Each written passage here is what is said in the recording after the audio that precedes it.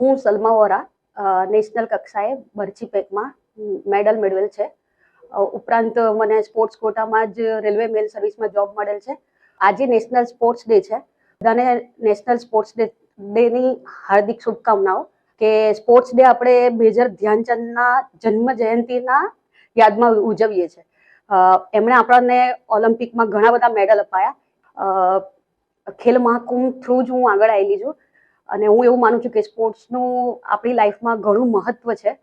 સ્પોર્ટ્સના લીધે જ આપણું શરીર નિરોગી રહે છે, સ્વસ્થ રહે છે અને આપણે કોઈ બી આપત્તિજનક મીન્સ ઘરમાં કોઈ સંઘર્ષવાળી કોઈ બી સિચ્યુએશન આવે તો આપણે એમાં લડી શકીએ છીએ.